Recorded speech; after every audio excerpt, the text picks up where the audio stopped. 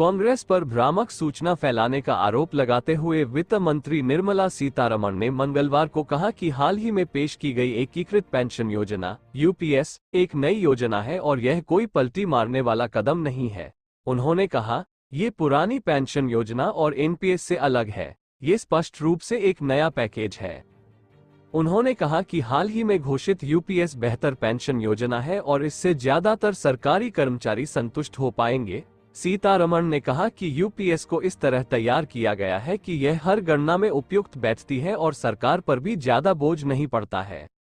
उन्होंने उम्मीद जताई कि अधिकांश राज्य यूपीएस को अपनाएंगे क्योंकि इसमें कर्मचारियों के लिए बहुत सारे लाभ हैं। केंद्रीय मंत्रिमंडल ने पिछले हफ्ते सरकारी कर्मचारियों के लिए एकीकृत पेंशन योजना लाने की मंजूरी दी थी।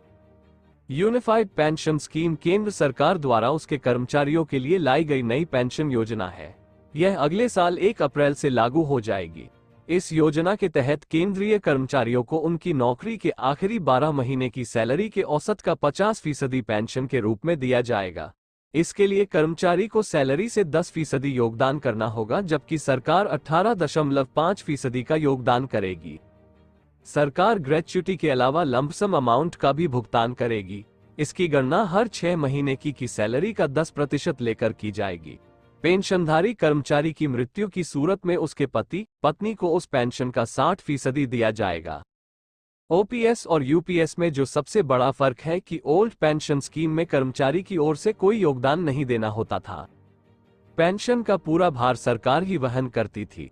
हालांकि 2004 में इसे समाप्त करके एनपीएस लाया गया था। एनपीएस में केंद्रीय कर्मचारियों की सैलरी में से पेंशन के लिए हिस्सा काटा जाने लगा था। रिटायरमेंट के समय सरकार और कर्मचारी के साझा योगदान से जो अमाउंट बना उसका 60% एकमुश्त कर्मचारी को दे दिया जाता था, जबकि 40% अमाउंट विभिन्न निवेश विकल्पों में डाला जाता था जहां से उन्हें पेंशन मिलती थी। कर्मचारियों के अनुसार एनपीएस की 2 बड़ी समस्याएं हैं।